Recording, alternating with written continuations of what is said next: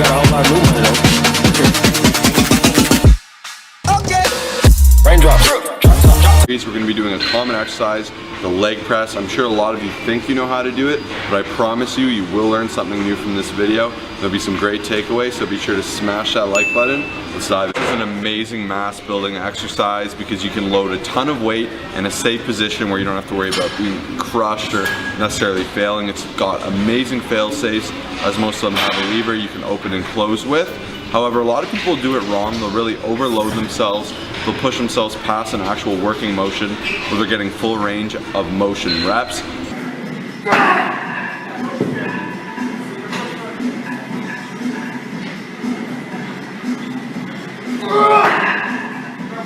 You'll find that a lot of people are quarter repping or half repping at most. And we want to show you how to do this leg press exercise properly. I'd say I use a lot less weight than most people do, but I find I get phenomenal results for my legs. Mistake number one is range of motion. This might seem obvious, but we're going to show you some cool ways where you can actually get a better range of motion. So one issue I commonly find are people hunching forward, boxing themselves with their elbows towards their knees, and that's really inhibiting how low your legs can go. Within that, if you're leaning forward, you're once again kind of taking away from that. You're curving your spine, you're taking it out of this strong loaded position. So what I like to do is, you can see me doing here, I'll load my spine, I'll actually put my hands behind my head, and I find this opens up my chest and leads me back to focus on using the driving force from my legs. So now you can see I can lower it to the correct range of motion for me, which is a full contraction of the hamstring. You'll really feel it pushed in and balled up, not to where my lower back is lifting off the bench, but to where it's completely compressed. Past that, you're going to extend forward. And as you guys can see here, I'm going to show you the differences between locking the knees and not locking the knees. If you're using a lot of weight, you want to make sure you are not locking your knees. Full range of motion does not entail locking your knees. However, it does entail a good lockout with a good contraction. You see at the top here on the correct side that I'm contracting my quadriceps in an effective way and really squeezing and once again focusing on mind muscle connection. On the other side, I'm doing it like an idiot. I'm going too fast, I'm straining my knees, and I'm going to be in a lot of pain down the road. Snap City.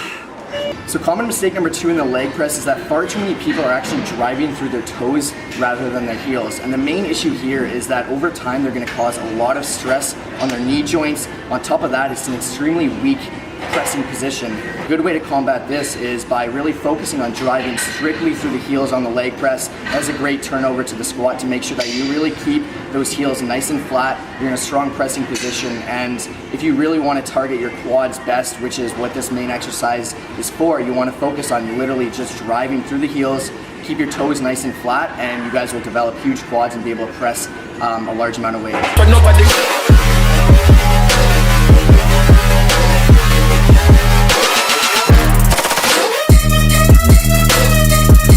Mistake number three is improper foot positioning. There's several ways to have improper foot positioning. The first and the most common mistake I see is people that keep their feet straight. Some would argue that this is okay, but in my opinion, the safer bet is to have some ducking of the feet. It'll look like this, as you can see on the screen now. That ducking will open your hips ever so slightly, keep your knees angled outward, and prevent that knee buckling pain that can arise from straight legs. This is also more practical to replicate a squat, whether you are high bar or low bar, and that's something that you want to have a consistency of through and through. Same with that driving motion that Kyle just mentioned, driving through the heels. It's a lot easier to do when your feet are in a more natural position. If you jump, you'll notice that you don't jump with your feet completely straight. You'll have some bend. That's a natural way, that little arching of the feet. Past that, some people put their feet way too high up, and it'll cause your butt to lift up, your spine to curl out, and that's something you want to avoid. They'll have it way too low, and this once again creates your pressing motion to be very awkward and non-natural. By positioning it in about a normal, you have to play with it to see what's right for you. For me, I'm a little bit higher than mid. I find that this is where I get the safest and most full range of motion, whereas some people will be a bit lower or higher. You have to play around with it and see what feels the most natural. Okay guys, so when executing a proper leg press, number one thing I like to do is I like to take this little thing, push it all the way back. We've already got it set up, but the reason I do this is because it allows me to open up more, get a full range of motion. But if you're a smaller person, I'd recommend kind of lifting it up a tiny bit more. And next thing we're gonna do is actually we're gonna focus on this little thing right here. far too many people have it set up right to this top notch. This is gonna restrict your range of motion.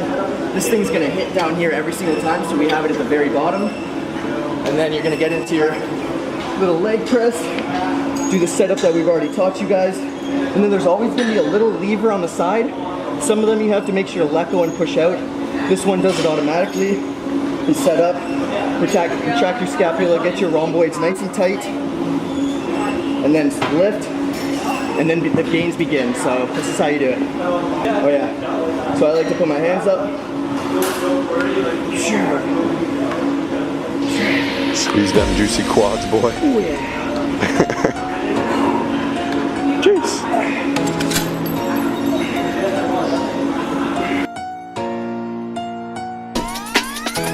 Variation number 1, we're kicking it off with the narrow stance leg press. Now there's actually a common belief that keeping the feet together works the outer sweep, also known as the vastus lateralis. Unfortunately, to my knowledge, there is no scientific proof backing it up, but I assure you, you'll get a crazy quad pump. And this exercise is just fantastic to substitute in if you would like to try it out. I'd love to hear what you think. Moving on to some slow negatives. Here you're going to be working on the time under tension and really focusing on getting a 3-second descent while doing this exercise. You want to make sure you're driving harder to the bottom. Don't worry about the concentric tempo, just drive the weight up with force. And you want to make sure you're not locking out and stopping just short of lockout, just like any other leg press you're going to be doing.